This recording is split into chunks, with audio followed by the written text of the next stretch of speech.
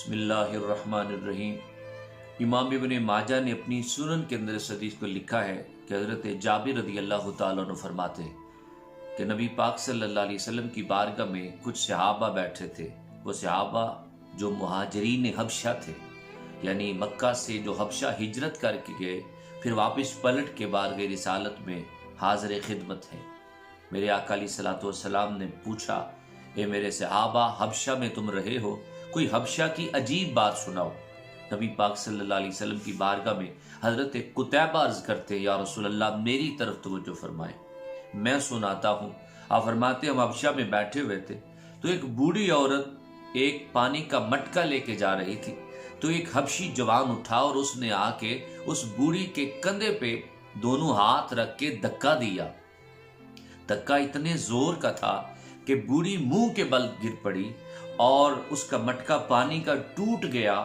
تو وہ اٹھ کے کہنے لگی، اے جوان، او ظالم، یہ جو تو نے کام کیا تمہیں خبر نہیں ہے کل اللہ کی عدالت لگنی ہے، کل تمام لوگوں کو جمع کیا جائے گا، کل ہاتھ اور پاؤں بھی بولیں گے، تیرا اور میرا فیصلہ اس وقت ہوگا۔ حضرت قتیبہ فرماتے ہم دیکھ رہے ہیں اس بوڑھی عورت کے اس جملے کو اور سن رہے ہیں نبی پاک صلی اللہ علیہ وسلم کی بارگاہ میں جب یہ واقعہ بیان کیا تو حضور نبی کریم صلی اللہ علیہ وسلم نے فرمایا، وہ قوم کبھی فلاح نہیں پائے گی جس قوم میں کمزوروں کو حق دلانے والا کوئی نہ ہو۔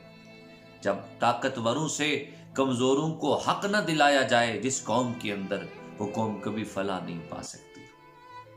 جو لوگ کسی ظالم کو ظلم کرتے ہوئے دیکھتے ہیں لیکن اس کے خلاف آواز نہیں اٹھاتے، مظلوم کا ساتھ نہیں دیتے، ان کے بارے میں تو میں یہی کہوں گا جس طرح پنجابی میں کسی شاعر نے کہا کہ نگی چادر تاڑ کے سو گے، مالک چور پہچان کے سو گے، لٹن والیاں رج کے لٹیا، جاگڑ والے جان کے سو گے۔ حضرت وہب بن منبہ فرماتے ہیں کہ ایک ظالم بادشاہ نے اپنا محل بنوایا، اس محل کے پاس ایک بڑھیا نے بھی آ کے اپنی کٹیا بنا لی، چھوٹا سا گھر بنا لیا۔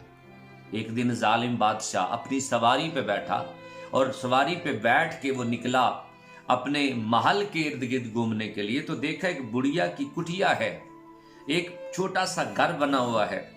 تو اس نے پوچھا کہ یہ کس کا ہے؟ تو آواز آئی ایک بڑھیا عورت ہے، غریب عورت ہے، وہ اس میں رہتی ہے۔ بادشاہ کو غصہ آیا، اس نے کہا میرے محل کے پاس یہ کٹیا، یہ غریب کی کٹیا کا کیا کام؟ اس نے حکم دیا کہ اس کو مٹا دیا جائے، گرا دیا جائے۔ اب وہ ہوا یہ کہ وہ بڑھیا عورت جب آئی تو دیکھا کہ گھر تو گرا ہوا ہے۔ اس نے پوچھا یہ گھر کس نے گرایا ہے؟ تو بتایا گیا یہ بادشاہ ہے، اس نے حکم دیا تھا تو اس کے حکم پہ گھر کو گرا دیا گیا۔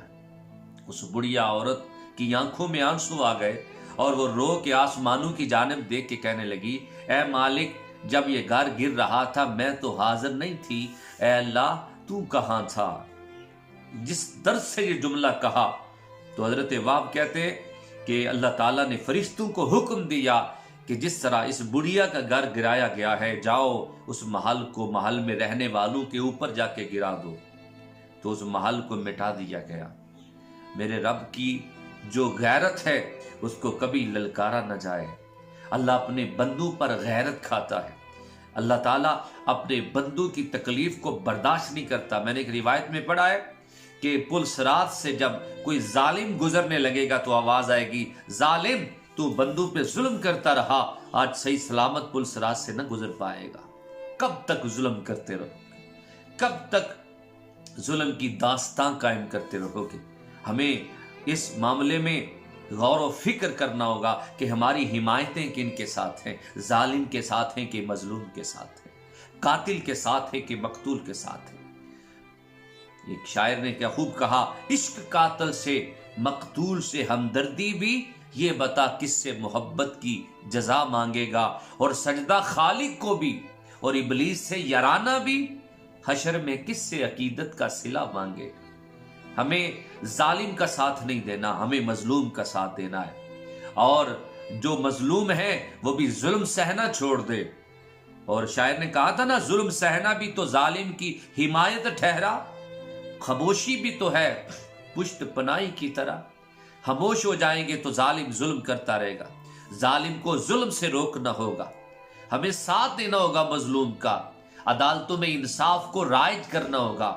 جس قوم میں انصاف نہیں ہے، جن عدالتوں میں انصاف نہیں ہے، جن قاضی اور ججوں کی زبانوں پہ انصاف نہیں ہے، وہ قوم تباہ و برباد ہو جاتی ہے۔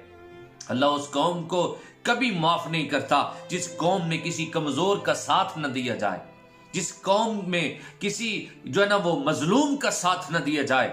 آؤ ہم آج سے ارادہ کر لیں، ہم نے کمزور کا ساتھ دینا ہے، ہم نے طاقتور کا نہیں دینا، ہم نے ظالم کا ساتھ نہیں دینا، ہم نے مظلوم کا ساتھ دینا ہے۔